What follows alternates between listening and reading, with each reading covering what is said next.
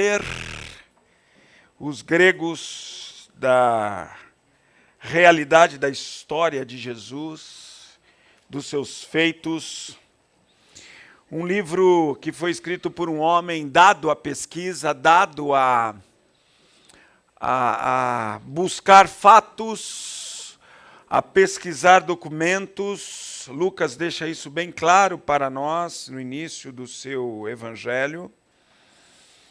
E aqui nós encontramos um momento em que Lucas, inspirado por Deus, mostra a tendência dos que seguiam a Jesus, que já andavam com Jesus, a não estarem muito prontos a servirem a seara. Esse texto está um pouquinho antes da missão dos 70. E isso é para chamar a nossa atenção, para chamar a minha, a sua atenção, que o Senhor quer nos enviar, que o Senhor quer nos usar, mas muitas vezes nós temos uma série de justificativas e desculpas e afazeres e comprometimentos que nos impedem de seguirmos ao Senhor. E o texto diz assim, indo eles caminho fora, alguém lhe disse, seguir-te-ei para onde quer que fores. Mas Jesus lhe respondeu, as raposas têm os seus covis e as aves do céu ninhos, mas o Filho do Homem não tem onde reclinar a cabeça. A outro disse Jesus, segue-me. Ele, porém, respondeu, permite-me ir primeiro sepultar o meu Pai. Mas Jesus insistiu, deixai os mortos sepultar os seus próprios mortos. Tu, porém, vai e prega o reino de Deus. Outro lhe disse, seguir-te-ei, Senhor, mas deixa-me primeiro despedir-me dos de casa. Mas Jesus lhe replicou, ninguém que tendo posto a mão no arado, olha para trás, é apto para o reino de Deus. Vamos orar? Pai querido, nós estamos aqui mais uma vez muito felizes por tudo isso que experimentamos e usufruímos já desde o início desta reunião. Ver os nossos filhos e netos crescendo, Senhor, no conhecimento do Senhor, refletindo, Senhor, com seus lábios, com alegria do aprendizado em Ti, contando-nos, Senhor, de toda beleza, benefício e prazer da Tua graça que os alcançou nesta semana. Muito obrigado, Senhor, por podermos ver os nossos filhos e netos crescendo em Ti. Que alegria nosso coração, Senhor. Continua por isso, Pai, abençoando o trabalho de Gica, que coordena toda essa parte aqui, juntamente com a equipe, que eles sejam sempre sustentados, cuidados, suportados pelo Teu Espírito Santo. E que a cada temporada, cada momento que pisarmos neste lugar, possamos ver, Senhor, nossos filhos crescendo, se tornando adolescentes sábios na Tua palavra, como ouvimos e vimos nesta noite. Depois jovens comprometidos com a Tua causa, servindo a equipe aqui. E ver depois, Senhor, esses filhos gerando netos que continuarão crescendo em Ti. E assim, Senhor, toda a nossa descendência adorando ao Senhor, na beleza da Tua santidade. Obrigado, Senhor. Obrigado também porque pudemos louvar ao Senhor, trazer à memória tantas verdades através dessas músicas. Obrigado pela equipe de música deste lugar, pelo quarteto, pelo trabalho tão bonito e sério que esse grupo tem feito. Usa-os, ó Deus, sempre para a edificação de todos nós através da música. E agradecemos, Senhor, porque o Senhor fala conosco também através dos hinos, dos cânticos que adoramos ao Senhor nesta noite. E agora, mais uma vez, Senhor, nos rendemos à Tua palavra, rogando mais uma vez por iluminação e direção do Teu Espírito, porque carecemos de Ti. E mais uma vez me coloco, Senhor, nas tuas mãos, pedindo, Senhor, que nada desvie, atrapalhe, ofusque a boa compreensão, o bom entendimento da tua palavra. Usa-me apenas, Senhor, como instrumento, porque o meu desejo, e eu sei que é o desejo dos meus irmãos aqui também, que o Senhor seja exaltado neste momento. Te agradecemos tudo isso, Pai, porque é possível a nós, através do teu amor e da graça em Cristo Jesus. E é no nome dele que nós oramos e te agradecemos. Amém e amém. Conheço uma história de um rapaz, que eu nem sei o nome dele. Na verdade, a história é contada, mas não diz o nome do indivíduo. Conheço o nome do seu professor, o Pierre. E essa história aconteceu num campus universitário aqui no Brasil, mais precisamente ali no estado de Minas. E ali naquele campus havia um rapaz muito comprometido com a graça de Deus e com a palavra de Deus. Ele era desses meninos sérios que levava a Bíblia para a aula na universidade, se envolvia em grupos de estudo bíblico, pregava o evangelho ali onde ele estava. Mas esse professor Pierre era um indivíduo que o perseguia. E um dia Pierre estava dando aula e viu a Bíblia assim, junto da mesa desse aluno. E o Pierre disse: vou apurrinhá-lo. E o Pierre chegou perto da mesa desse rapaz, disse: permite-me pegar a Bíblia? O rapaz falou: claro, professor.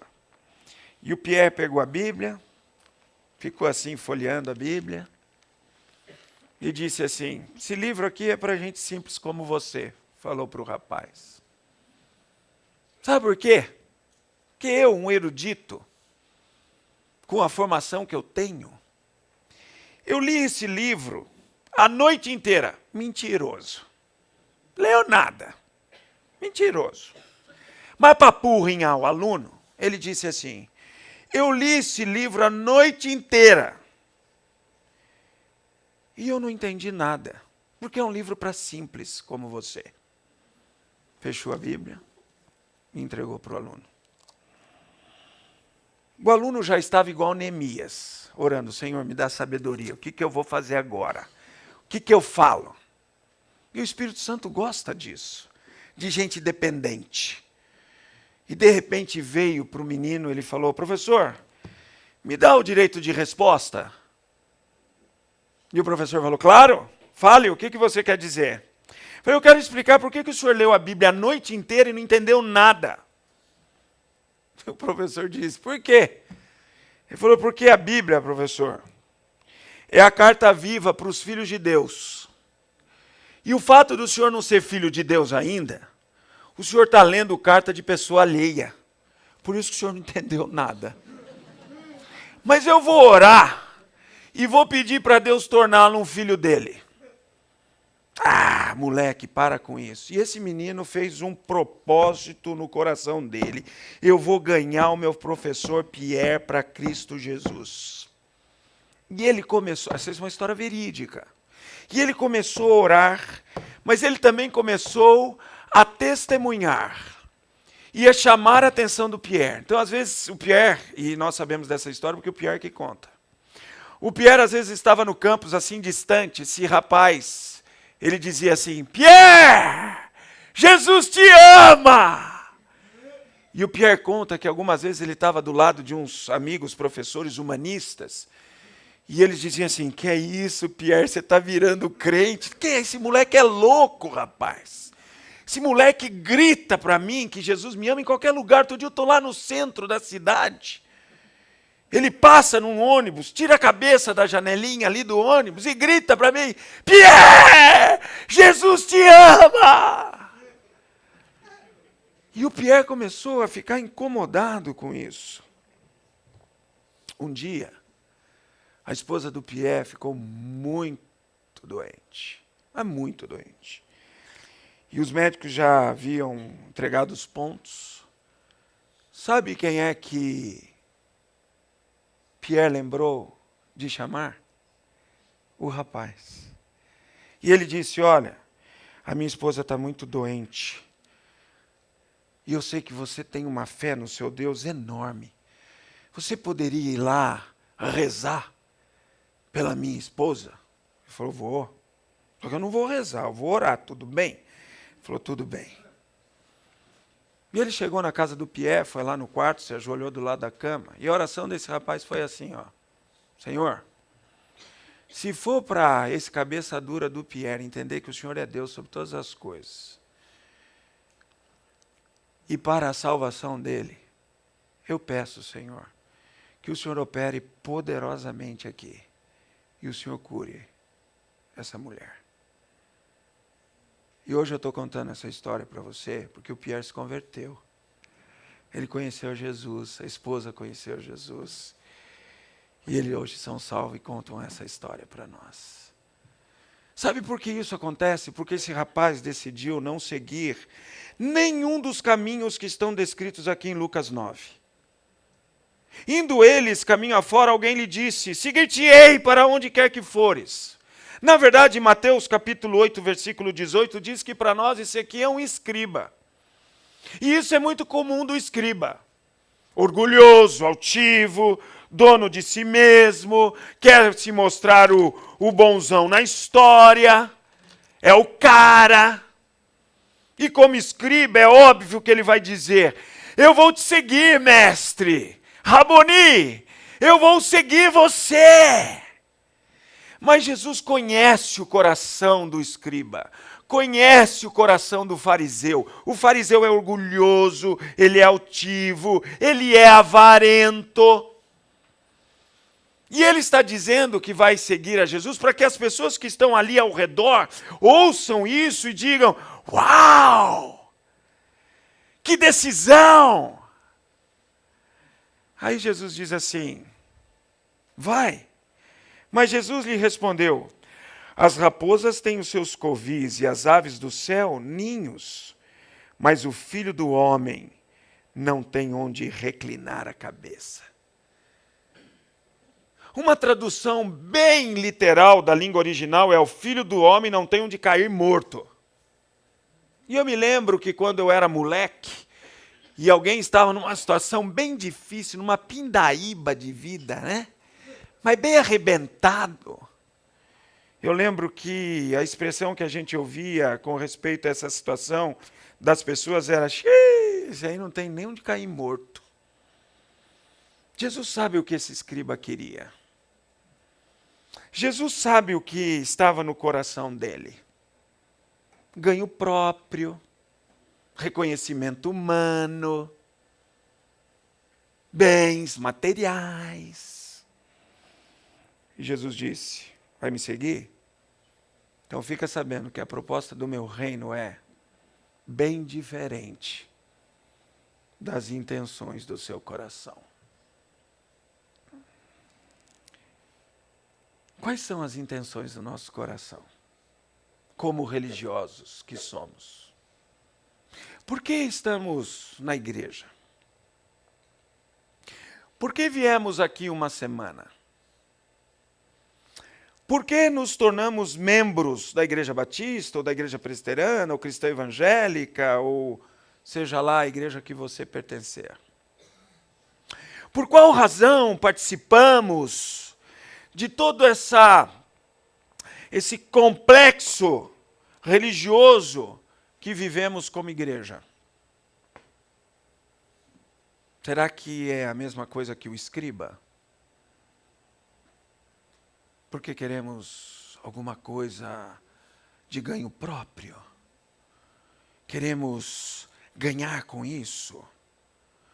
Fazer assim uns acordos com Deus, eu vou e o Senhor me dá, eu trabalho e o Senhor me abençoa, A proposta de Jesus é, olha, me sigam sim, mas saibam, eu não tenho onde cair morto. E não tinha mesmo. Ele foi enterrado no túmulo começa com José, termina com Teia, José de Arimateia. Nem túmulo ele tinha. Foi emprestado a ele.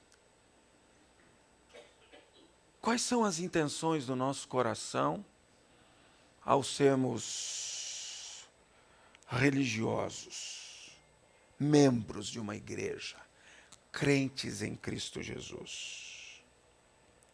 A outro disse Jesus, e lá em Mateus diz discípulo. Alguém que já seguia Jesus. Já tinha ouvido as músicas que Jesus cantava com os seus discípulos e apóstolos. Você sabe que Jesus cantava com eles, né? Lembra na ceia? Terminada a ceia, cantaram um hino. Jesus cantava igual a gente canta. Ele já ouviu as músicas que Jesus cantava.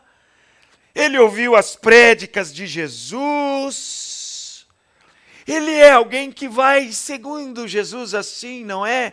Meio de perto, olhando para Jesus, gostando das palavras de Jesus, das músicas que Jesus canta, do ambiente em que Jesus está envolvido, deve ter assistido alguns milagres, aqueles assim, né, mais interessantes, cuspir no chão, fazer lodo, passar no olho do cego, o camarada começa a ver, multiplicação dos pães, e assim vai.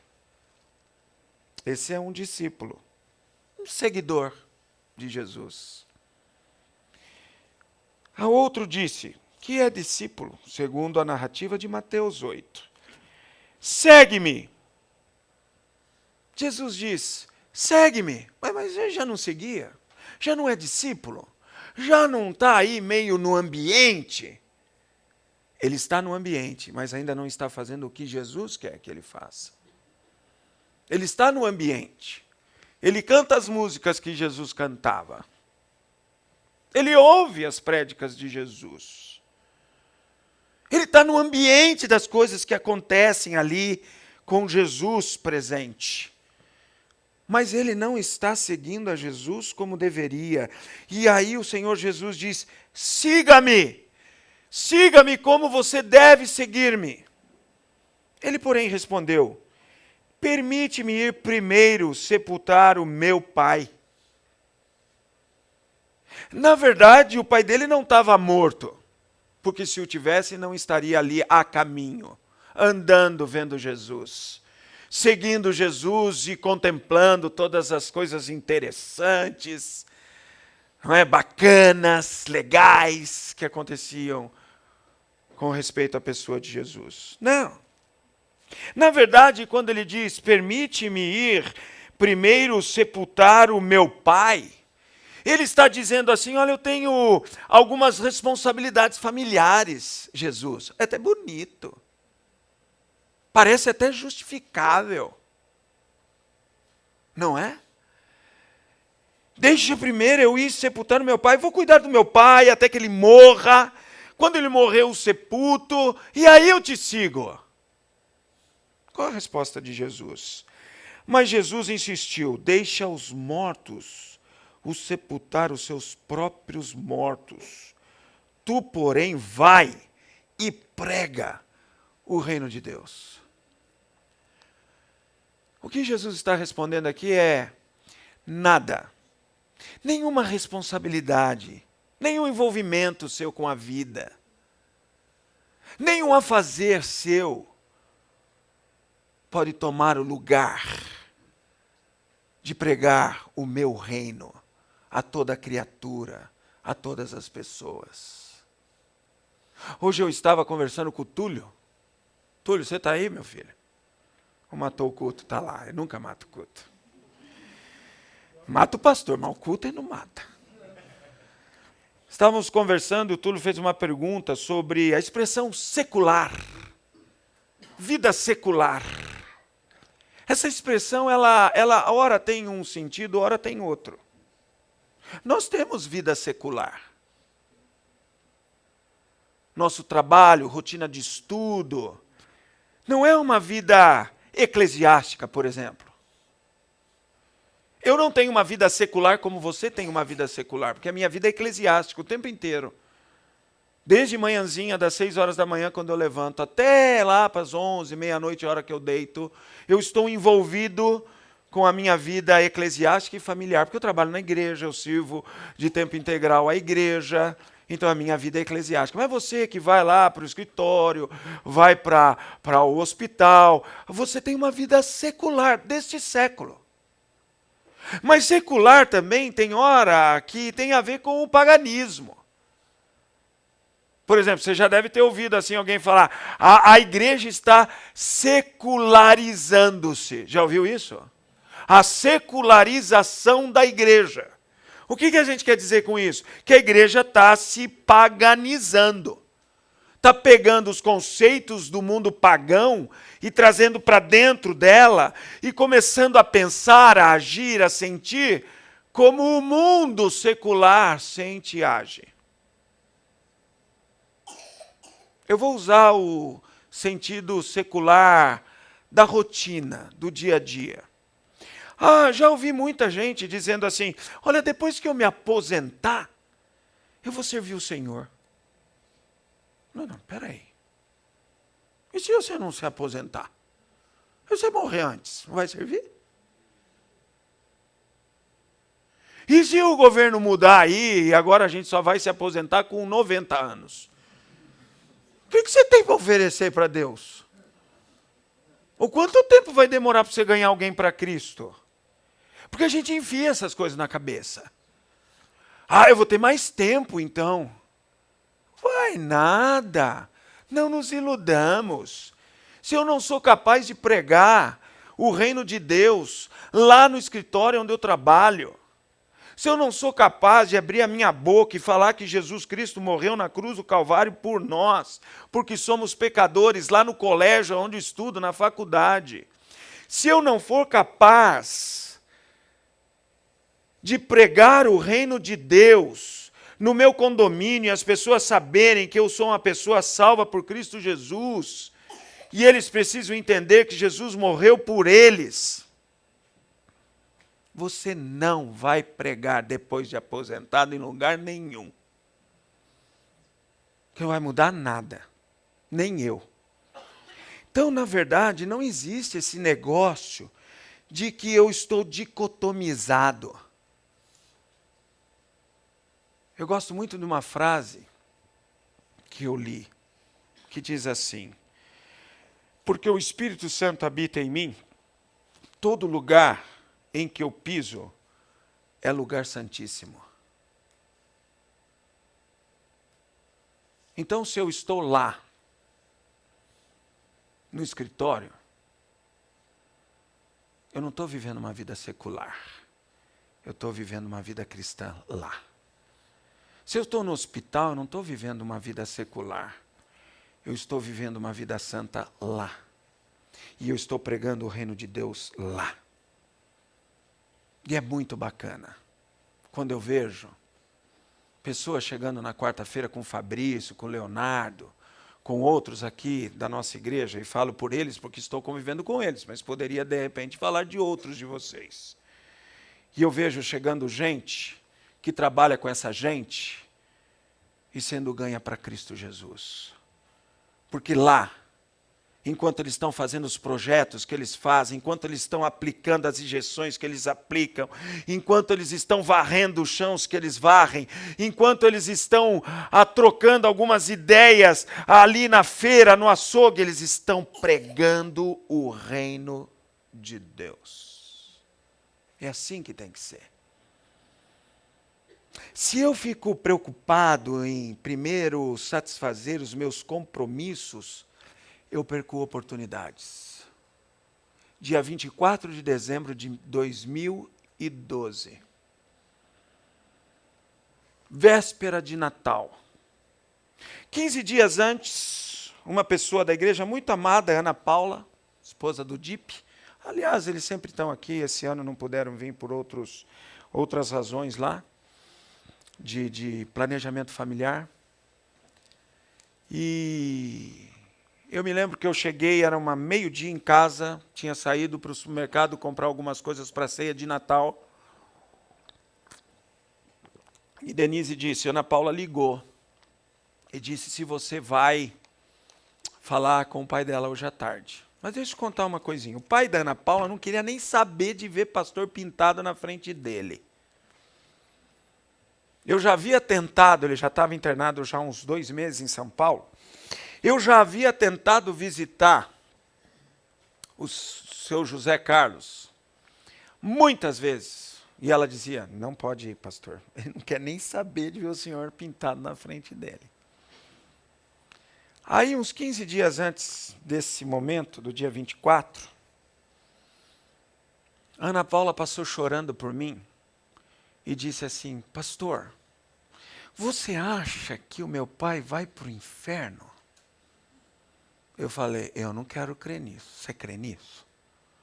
Ela disse, não. Então, vamos orar. E muitos de vocês da IBVM lembram de que nós oramos intensamente pela conversão do seu José Carlos, nos cultos, nos momentos de intercessão, em grupos, e nós orávamos para que Deus desse oportunidade para que o seu José Carlos entendesse que Jesus Cristo é Salvador da vida dele, e ele foi piorando. Mas no dia 24 de dezembro de 2012, toca o telefone na minha casa, meio-dia, eu nem estava lá, foi a Denise que atendeu. E a Ana Paula disse, Denise, o pastor está aqui em São Paulo. Tá sim, Ana Paula. Será que ele vem no hospital hoje à tarde? O meu pai admitiu receber a visita dele. Mas sabe por quê eu fui, Serjão? Olha se eu estou preocupado com o meu Natal. Olha se eu estou preocupado em comprar os presentes para a Débora e para o Daniel. Olha se eu estou preocupado em assar a leitoa. Hã? Em temperar o pernil. Sabe por que eu fui? Porque o padre estava preocupado com essas coisas. Eles ligaram para o padre, e como o seu José Carlos estava morrendo, eles ligaram para o padre para dar extrema-unção no homem lá. E sabe o que o padre falou? Não, hoje não posso ir não, é véspera de Natal. Eu devia estar preocupado em assar a leitoa, temperar o pernil, comprar o vinho. Aí ela disse assim, o meu pastor vem, posso chamá-lo? Como era um desespero no momento, ela nem sabia se eu estava em São Paulo. A mãe dela disse, pode chamar, pode chamar. E às 3 horas nós estávamos no hospital juntos. E foi uma das experiências mais marcantes da minha vida. Quando eu cheguei lá, ela estava na antessala da UTI, ela falou, pastor, o senhor pode aguardar um pouquinho? Porque eles estão terminando os procedimentos. Eu falei, claro, eu aguardo o dia inteiro. Para poder falar de Jesus para o seu pai, eu aguardo o dia inteiro, fique em paz. Ai, desculpe, por causa do dia. Que dia? Denise está lá, filha, fica tranquila, orando pelo seu pai aqui e temperando a leitoa. Vou comer a leitoa de qualquer jeito depois. Esquenta não. Entramos, ele estava com a máscara. Ele era filho de Maria. Deus me deu histórias na vida que hoje eu entendo por quê. Minha mãe é ex-madre, foi para o convento, viu sei lá o quê. Acho que ela viu o fio do dedo lá, porque ela fugiu do convento. Ela fugiu, foi embora, não quis nem saber mais de convento. Se converteu, se casou, graças a Deus, que senão não existia, não é? E eu cheguei para ele, comecei a conversar, ele não podia falar, só podia ouvir, peguei na mão dele, falei, o senhor está me ouvindo, aperta a minha mão, ele apertou a minha mão. Pedi para a Ana Paula ir do lado de lá. E comecei assim, eu sei que o senhor é filho de Maria. E a minha mãe é uma ex-madre. Também era filha de Maria. O senhor está me ouvindo? Aperta a minha mão. Ele apertou a minha mão assim. Falei, mas sabe, seu José Carlos, essa Maria que o senhor tanto ama e que a minha mãe tanto amava, sabe o que ela disse? Ela disse que nós deveríamos fazer tudo o que o filho dela mandou. Está lá na Bíblia. E sabe o que o filho dela mandou? E aí preguei o evangelho para ele. O filho dela mandou a gente entender que nós somos pecadores e que ele morreu na cruz do Calvário pelo Senhor. E que se o Senhor crer que ele morreu pelo Senhor agora, o Senhor vai ser salvo. O Senhor precisa entender que o Senhor é pecador como eu sou. É assim que o filho de Maria pediu para a gente acreditar. E o nome dele é Jesus. E foi pregado o evangelho para ele, e ele se converteu. E ele está no céu hoje. Você já pensou se eu tivesse preocupado com a minha leitoa e com o meu pernil, Lucão? Com aquele churrasco que a gente se lambuza lá em casa? Não pode haver churrasco, leitão, leitoa, pernil, nada que seja mais importante do que pregar o reino de Deus. Eu dou graças a Deus por esse padreco ter ficado preocupado com o Natal e não com seus fiéis, porque foi por intermédio disso que as portas daquela UTI foram abertas para mim, para eu ser usado como instrumento nas mãos de Deus para a salvação do José Carlos. Eu não vou conhecer o José Carlos no céu. Eu não vou ter oportunidade de trocar uma experiência com ele, como é que foi aquele momento. Mas eu sei, pela confissão que ele fez, apertando a minha mão e a mão da filha dele, e as lágrimas que correram pelo rosto dele, e pelo sim que ele deu do jeito dele ali naquele momento, que ele está no céu, em Cristo Jesus. Quantas oportunidades eu e você estamos perdendo, que a gente está preocupado com a leitoa, com o pernil, com o peru, com as minhas festas, com os meus afazeres, e não prega o reino dos céus. Outro lhe disse: seguir-te-ei, Senhor, mas deixa-me primeiro despedir-me dos de casa. Aqui parece que Jesus até é um tanto insensível. Só quer ir falar tchau para os pais. Mentira. Falar tchau para pai nada.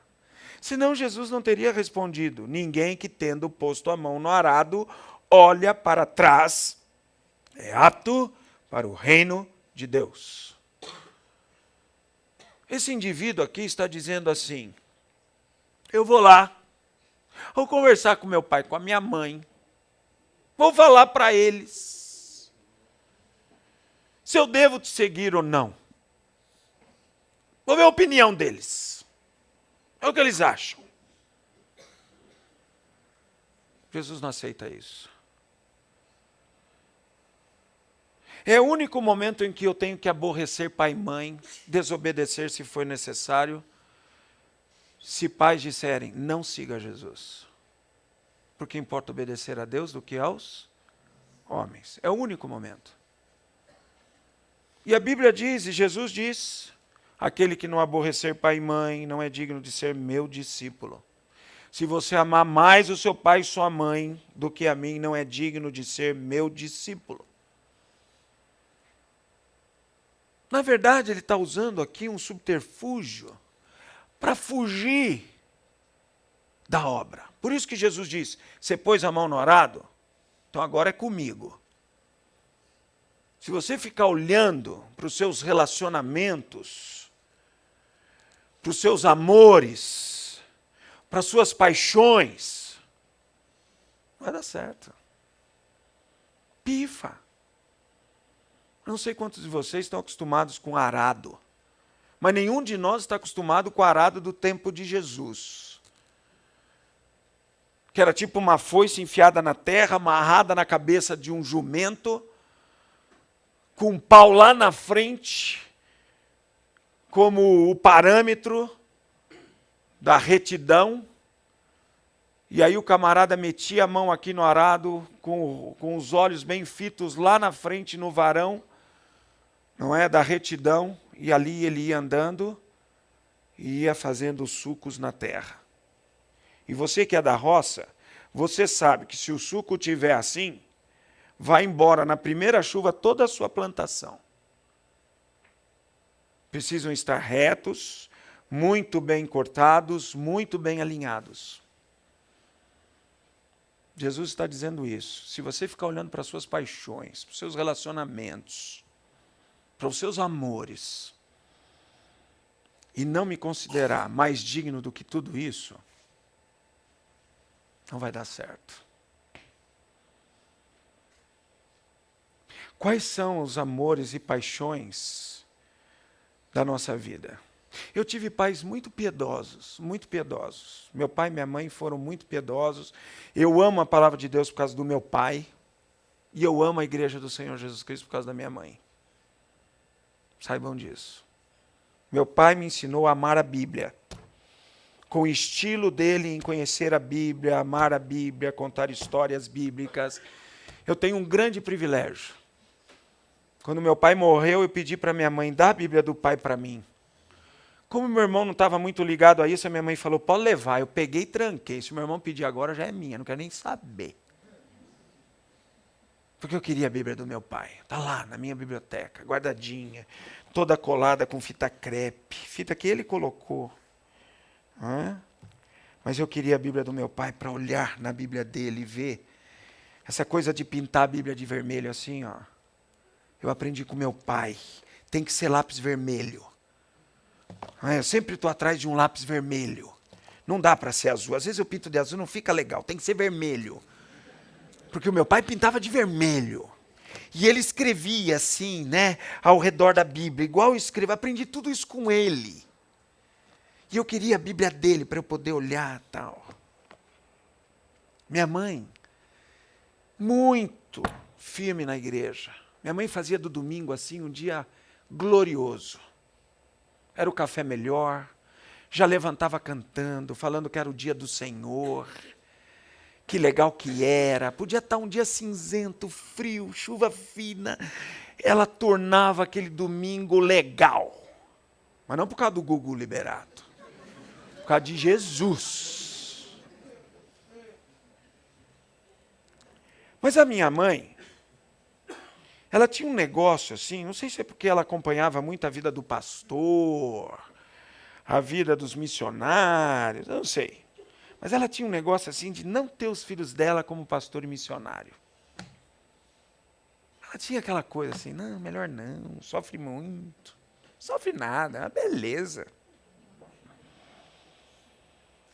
E aí eu me lembro que um dia lá na Palavra da Vida, estava apresentando no Salão Alca a história do Ari e do Haroldo. É uma peça chamada Rio Culuene, que é o riozinho aí do Centro-Oeste que eles viviam ao redor dele.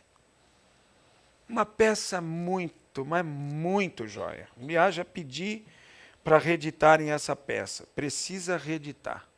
Se quiserem me dar o script, eu ponho na mão do pessoal de teatro da minha igreja, a gente reedita. Que ela é fenomenal. Aquelas músicas da história do Ari e do Haroldo. Músicas que Ari, que já morreu, fez para Mili, sua esposa. As músicas que eles cantavam à beira do rio, quando eles foram perseguidos pelos chavantes, que quiseram matá-los, e 3 dias e 3 noites tiveram que fugir dos homens. E passando toda essa peça, contando toda essa história, Deus começou a mexer no meu coração. Eu estava me preparando para fazer o ITA, Instituto Tecnológico da Aeronáutica. Queria desenhar avião. Ia ser engenheiro da aeronáutica. E a minha mãe sempre estava lá no acampamento também. Ela dava um jeitinho para ficar perto dos filhos. Então ela inventava costurar a cortina do acampamento, arrumar os plásticos da mesa do refeitório. Era para ficar perto da gente. A verdade era, na verdade, mais perto do meu irmão, que era o caçulinha, o Douglinhas.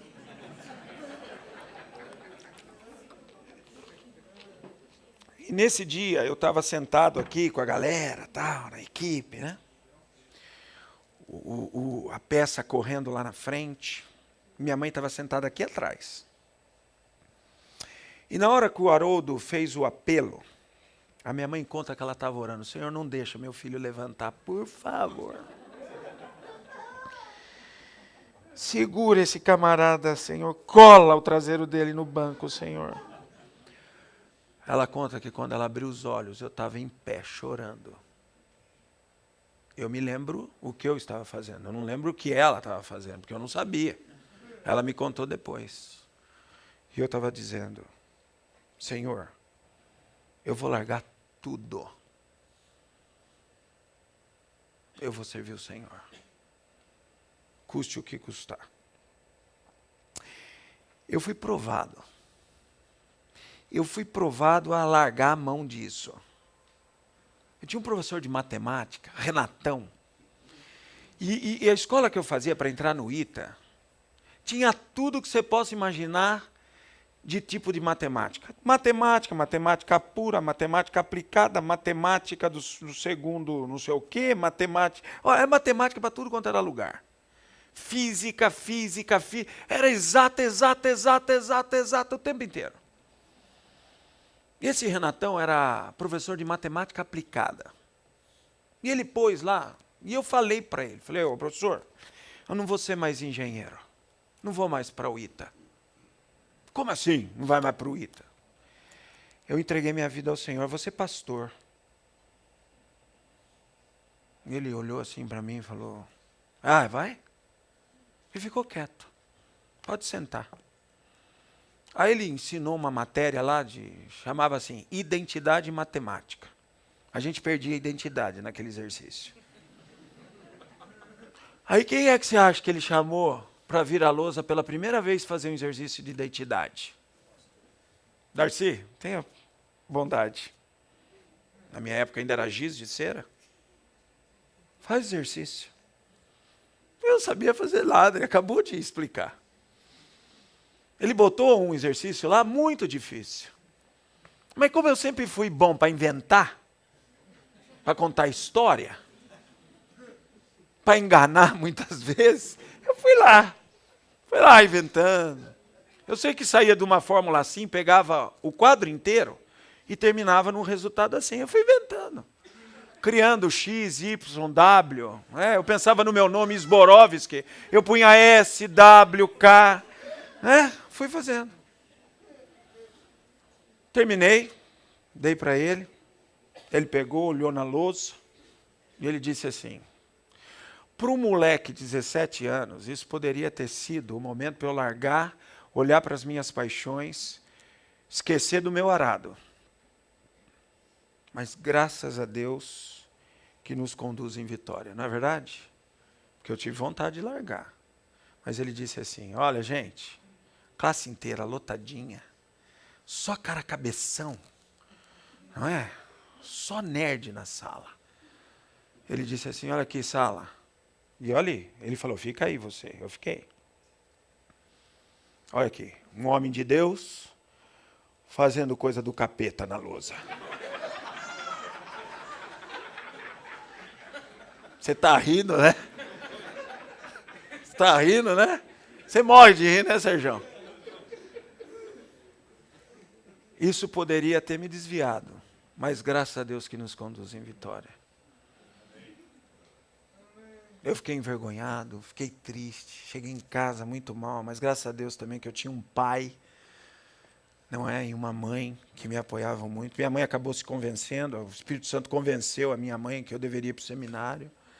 E eu contei, chorei muito, eles disseram, fique firme, fique firme.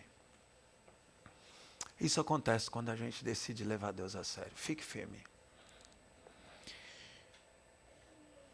O que é que está acontecendo comigo e com você em relação à nossa vida cristã que possa estar fazendo a gente sentir a vontade de tirar a mão do arado?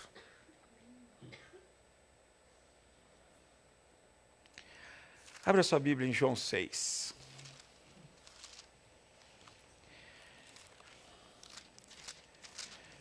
Jesus está falando agora para os discípulos, olha, não é simples assim não. Pensa que você vai sair daqui e vai ser fácil. Muitos dos seus discípulos, versículo 60 de João 6, tendo ouvido tais palavras, disseram, duro é esse discurso. Quem o pode ouvir? Mas Jesus, sabendo por si mesmo que eles murmuravam a respeito de suas palavras, interpelou-os. Isto vos escandaliza? Que será, pois, se virdes o Filho do Homem subir para o lugar aonde primeiro estava? O Espírito é o que vivifica, a carne para nada aproveita. As palavras que eu vos tenho dito são espírito e são vida. Contudo, há descrentes entre vós, pois Jesus sabia desde o princípio quais eram os que não criam e quem o havia de trair. E prosseguiu: por causa disso é que vos tenho dito, ninguém pode vir a mim se pelo Pai não lhe for concedido. À vista disso, muitos dos seus discípulos, daqueles que o seguiam, gostavam do ambiente com Jesus, da música que Jesus cantava, das prédicas de Jesus. O abandonaram e já não andavam com ele. Olha, esse negócio de pregar o reino de Deus é para poucos. E esses poucos sou eu e você, que conhecemos ao Senhor. E Ele vai capacitar. E aí Jesus diz assim, então perguntou Jesus aos 12, porventura quereis também vós outros retirar-vos? Mas eu nunca faria essa pergunta. Se eu falasse para a minha igreja, olha, quem não quer ser mais IBVM, pode ir embora. Sai aí uns 200 da igreja, eu fico apavorado. Eu vou atrás. Não vai embora não, fica aqui, cara. Eu faço qualquer coisa para você ficar. Eu ponho um cafezinho depois do culto. Eu ia ficar apavorado. Ele vê os camaradas abandonando e ele olha para os seus 12 homens e diz assim, querem ir também? Pode ir. Respondeu-lhe Simão Pedro, Senhor, para quem iremos? Tu tens as palavras da vida eterna. E nós temos crido e conhecido que tu és o Santo de Deus. Replicou-lhe Jesus, não vos escolhi em um número de 12, contudo um de vós é o diabo. Referia-se a Judas, filho de Simão Iscariotes, porque era quem estava para traí-lo, sendo um dos 12. Esse traiu. Mas até o que negou, Jesus o capacitou. E uma mensagem que esse que negou, depois de capacitado por Cristo, só rendeu 3.000 batizados, sem contar mulheres e crianças. E o Senhor pode fazer isso de novo. Já ouviu falar de Billy Graham? Já, né? Diz uma história de Billy Graham o seguinte. Na época que ele ainda era o Billy, na escola, foram fazer uma visita nos aposentos de John Wesley, o grande evangelista. Pregou mais de 40.000 mensagens evangelísticas na sua história. E eles foram visitar a casa dele. Aí, na hora de a excursão ir embora, procura o Billy, que é o Billy Graham, quando era ainda menino. E a professora ali da excursão havia contado a história, tal, falado de todo o evangelismo que havia acontecido através daquela vida preciosa de John Wesley. E conta-se a história, e algumas pessoas já foram lá e viram, que no quarto que era do John Wesley, há um tapete assim do lado da cama, com as marcas dos joelhos dele, lá no tapete. Procura o Billy, cadê o Billy? Onde está o Billy? Vamos procurar, Aí chegaram, encontraram o então menino Billy Graham, ajoelhado bem lá naquelas marcas do tapete, dizendo assim, ouviu a professora, faz de novo, Senhor, faz de novo.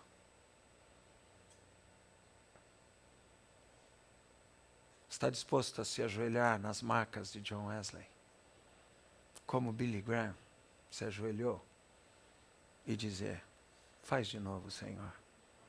Faz de novo. Baixe sua cabeça, feche seus olhos.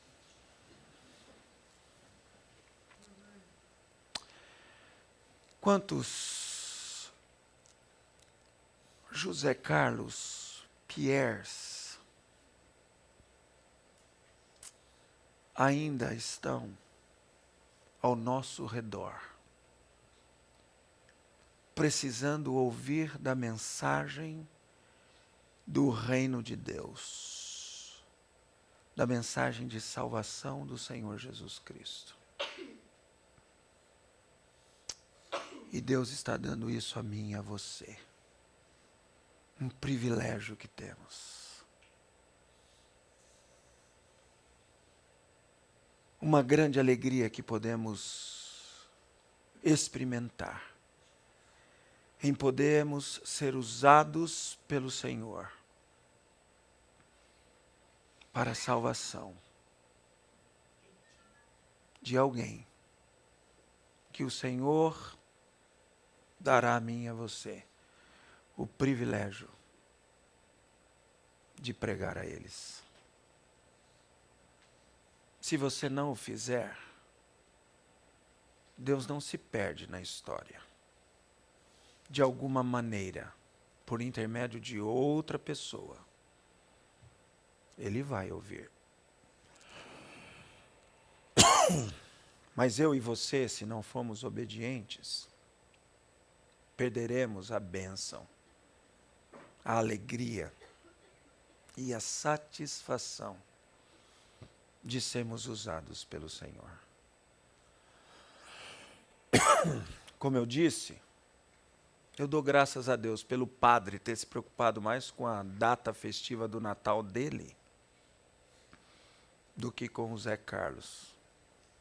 Porque Deus deu a mim a alegria de compartilhar de Cristo Jesus a ele e saber que ele está no céu. E ele pode fazer isso com você também. Dar a você o privilégio e a alegria, como deu aquele rapaz de ganhar o seu professor Pierre, para a glória de Deus. Como deu a Billy Graham o privilégio de usá-lo como um grande evangelista, como foi John Wesley. Se nós formos criteriosos e dissermos: faz de novo, Senhor, faz de novo através da minha vida. Querido Pai Celestial, convence os nossos corações. Anima as nossas almas. Motiva, Senhor, as nossas ações e palavras, para que onde estivermos, inseridos no contexto em que estivermos, o reino de Deus seja pregado por nossas bocas, por nossos atos, por nossas ações e por nossa vida. Ajuda-nos, Senhor, a sermos usados plenamente, abundantemente e constantemente pelo Senhor. Em nome de Jesus. Amém.